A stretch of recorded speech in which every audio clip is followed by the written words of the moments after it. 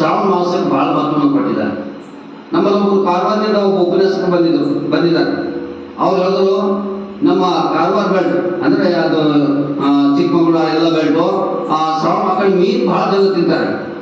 ಬಹಳ ಜನ ಅವ್ರ ಬದುಕೆ ಮೀನಿನ ಮೇಲೆ ಇರ್ತದೆ. ಆಗ ಅವ್ರು ಹೇಳೋದು, ಶ್ರಾವಣ ಮಾಸದಲ್ಲಿ ಸ್ವಲ್ಪ ಎಲ್ಲರೂ ಮೀನು ತಿಂತಾರೆ, ಆದ್ರೆ ಶ್ರಾವಣ ಮಾಸದಲ್ಲಿ 90% ಜನ ಮೀನೇ ತಿನ್ಬೋದಿಲ್ಲ. ಯಾಕೆ ತಿನ್ಬೋದಿಲ್ಲ ಅಂತ ನಾವು ಕೇಳಿದಾಗ ಅವ್ರಂದ್ರೆ ಶ್ರಾವಣ ಮಾಸ ಅತ್ಯಂತ ಪವಿತ್ರವಾದಂತಹ ಮಾಸ ಇದೆ, ಹಾಗಾಗಿ ನಮ್ಮ ಭಾಗದಲ್ಲಿ ಯಾರೂ ಮೀನನ್ನು ತಿನ್ಬೋದಿಲ್ಲ. ಹಾಗಾಗಿ ಈ ಶ್ರಾವಣ ಮಾಸದಿಂದ ನಮ್ಮ ತರಬೇತಿ ಕೇಂದ್ರ ಇದ್ದಾಗ, ಶ್ರಾವಣ ಮಾಸ ಅಂದ್ರೆ ನಮ್ಮ ಜೀವನದಲ್ಲಿ ಬದಲಾವಣೆ ಮಾಡುವಂತ, ನಮ್ಮ ತಪ್ಪುಗಳನ್ನು ತಿದ್ದುಕೊಂಡು ಹೋಗುವಂತ ತರಬೇತಿ ಕೇಂದ್ರ, ಆಧ್ಯಾತ್ಮಿಕ ಕೇಂದ್ರ. ಯಾಕಂದ್ರೆ ಇವತ್ತು ಸಾಬೂನು ಹಚ್ಚಿ ನಾವು ದೇಹವನ್ನು ಶುದ್ಧ ಮಾಡ್ಕೊಳ್ತೇವೆ, ಆದ್ರೆ ಆಧ್ಯಾತ್ಮಿಕದಿಂದ ಮಾತ್ರ ನಮ್ಮ ಮನಸ್ಸನ್ನು ಶುದ್ಧ ಆಗಲು ಸಾಧ್ಯ ಆಗ್ತದೆ. ಮನಸ್ಸು ಶುದ್ಧ ಆಗ್ಬೇಕಾದ್ರೆ ಏನಾಗ್ಬೇಕಂದ್ರೆ ಇಂಥ ಮಹಾನ್ ಸಂತರ, ದಾಸರ, ಮಹಾತ್ಮರ, ಆಮೇಲೆ ಧರ್ಮದ ಸ್ಥಾಪಕರ ಚಿಂತನೆಗಳು ಮಾಡಿದಾಗ ಮಾತ್ರ ನಮ್ಮ ಮನಸ್ಸು ಶುದ್ಧ ಆಗ್ತದೆ. ಇವತ್ತ ದಿನಮಾನಗಳಲ್ಲಿ ಯುವಕರಲ್ಲಿ ಇವತ್ತು ನಾನು ಅದೇ ಹೇಳಿದೆ, ನಮ್ಮ ಊರ ಹೆಣ್ಣಳಿಯಲ್ಲಿ ಪುರಾಣ ನಡೀತಿತ್ತು, ನವನಾಥ್ ಪುರಾಣ ನಡೀತಿತ್ತು. ಆ ಸಂದರ್ಭದಲ್ಲಿ ನಾವೆಲ್ಲರೂ ಯುವತಿ ಹಚ್ಕೊಂಡು ಒಂದು ಬಟ್ಟಲ ಸಕ್ರಿಯನ್ನು ತೆಗೆದುಕೊಂಡು ಆ ಗುಡಿ ಪ್ರವಚನಕ್ಕೆ ಹೋಗ್ತಿದ್ವು. 7 8 ಗಂಟೆಗೆ ನಡೀತಿತ್ತು. ಹೋದಾಗ ನೂರಾರು ವಿದ್ಯಾರ್ಥಿಗಳು, ನೂರಾರು ಹಿರಿಯರು ಆ ಗುಡಿ ರಶ್ ಆಗಿ ಹೊರಗೆ ಹಣ್ಣುದ ಗಾಡಿ ಮುತ್ತ ಪ್ರವಚನ ಕೇಳ್ತಿದ್ರು. ನಾನು ಬಂದು ಊರಿಗೆ ಹೋದಾಗ ನೋಡಿದೆ, ಆ ಪ್ರವಚನ ಹೇಳೋರು ಒಬ್ಬರೇ, ಕೇಳೋರು ಇಬ್ಬರೇ. ಅಂದ್ರೆ ಎಲ್ಲಿವರೆಗೆ ನಮ್ಮ ಸಂಸ್ಕಾರವನ್ನು, ನಮ್ಮ ಸಂಸ್ಕೃತಿಯನ್ನ ನಮ್ಮ ಮಕ್ಕಳು ಏನ್ ಕಲಿಬೇಕು?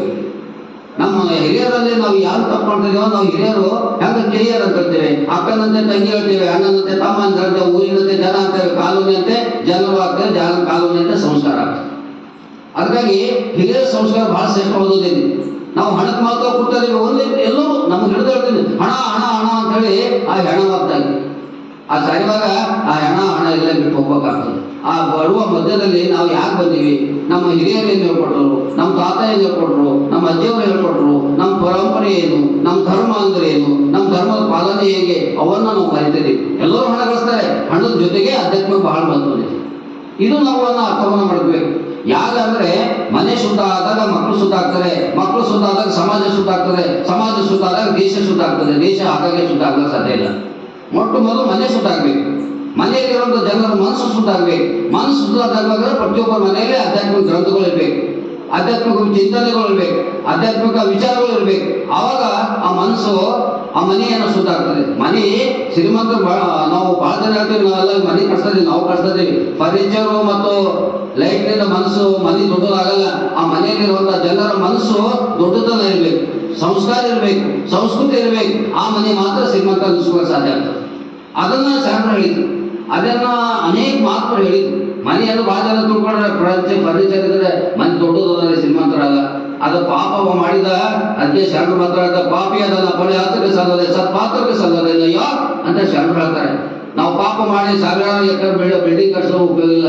ಆ ಮನೆಯಲ್ಲಿ ಇರಬೇಕು ಭಗವದ್ಗೀತೆ ಇರಬೇಕು, ಆ ಮನೆಯಲ್ಲಿ ಇರಬೇಕು ವಚನ ಸಾಹಿತ್ಯಗಳು ಇರಬೇಕು. ಆ ಭಗವದ್ಗೀತೆ, ವಚನ ಸಾಹಿತ್ಯ, ರಾಮಾಯಣ, ಮಹಾಭಾರತ ಇವತ್ತು ಅನೇಕ ವಿದ್ಯಾರ್ಥಿಗಳು ಕಣ್ಮರೆ ಆಗ್ತಿದ್ದಾರೆ. ಬಹಳ ಜನ ಏನ್ ತಿಳ್ಕೊತಾರೆ, ರಾಮಾಯಣ ಅಂದ್ರೆ ಏನೋ ಸುಳ್ಳು ನಾವೇ ಸುಳ್ಳಿದ್ದೀವಿ. ಎಲ್ಲಿಂದ ಬಂದೀವಿ, ಎಲ್ಲಿ ಹೋಗ್ತೀವೋ ನಮ್ಗೆ ಗೊತ್ತಿಲ್ಲ, ನಮ್ಮ ಇತಿಹಾಸ ನಮ್ಗೆ ಗೊತ್ತಿಲ್ಲ. ಆದ್ರೆ ರಾಮಾಯಣ ಏನ್ ಮಾಡ್ತದೆ ಅಂದ್ರೆ ನಮ್ಮ ಭಾರತ ದೇಶದ ಒಂದು ಸಂಸ್ಕೃತಿಯನ್ನು ತಿಳಿಸ್ಕೊಡ್ತದೆ, ನಮ್ಮ ಭಾರತದ ಒಂದು ಚರಿತ್ರೆಯನ್ನು ತಿಳಿಸ್ಕೊಡ್ತದೆ.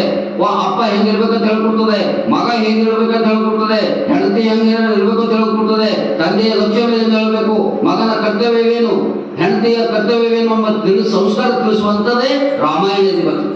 ರಾಮಾಯಣ ಅಂದ್ರೆ ಬಹಳ ಜನರಿಗೆ ಸುಳ್ಳಲ್ಲ, ನೀನು ಸುಳ್ಳಿದ್ದೇನೆ ನಾವು ಹೇಳ್ಬೇಕಾಗಿದೆ. ಯಾಕಂದ್ರೆ ಯಾವುದೇ ಒಂದು ಘಟನೆಯನ್ನ ಹಿನ್ನೆಲೆ ಇರ್ತದೆ, ತಾತ್ವಿಕ ಸಿದ್ಧಾಂತ ಇರ್ತದೆ. ಆ ನಿಟ್ಟಿನಲ್ಲಿ ಇವತ್ತು ರಾಮಾಯಣ ಮತ್ತು ಮಹಾಭಾರತ ನಮ್ಮ ದೇಶದ 2 ಕಣ್ಣುಗಳಿದ್ದಾಗ. ಎಲ್ಲಿವರೆಗೆ ರಾಮಾಯಣ ಮಹಾಭಾರತ ಮರಿತೀವಿ ಅಂದ್ರೆ ನಮ್ಮ ಸಂಸ್ಕೃತಿಯನ್ನು ಮರ್ತಾರೆ. ಬಹಳ ಜನರಿಗೆ ಗೊತ್ತಿಲ್ಲ. ಆ ರಾಮಾಯಣ ಮಹಾಭಾರತ ಓದಬೇಕು, ತಿಳ್ಕೋಬೇಕು, ಮನನ ಮಾಡ್ಕೋಬೇಕು. ಆವಾಗ ಸತ್ಯದ ಅರಿವನ್ನು ಗೊತ್ತಾಗಲು ಸಾಧ್ಯ. ದೂರಿ ನೋಡಿ ನೀರು ದೊಡ್ಡದವ ಸಣ್ಣದವ ಅಂತ ಅಲ್ಲ, ಆ ಸಮುದ್ರದಲ್ಲಿ ಹೋಗಿ ಈಜಾಡಿದಾಗ ಗೊತ್ತಾಗ್ತದೆ ಅದು ಸತ್ಯದ ಅರಿವೇನು ಅಂತ. ಹಾಗಾಗಿ ಈ ರಾಮಾಯಣ ಆಗಲಿ ಮಹಾಭಾರತ ಆಗಲಿ ನಮ್ಮ ದೇಶದ ಒಂದು ಪರಂಪರೆ ಇದೆ. ನೀವೆಲ್ಲ ಹಿರಿಯರ ಅಜ್ಜದಲ್ಲಿ ಕೇಳ್ರಿ, ಎಲ್ಲ ಕೋಲಾಟದ ಮೂಲಕ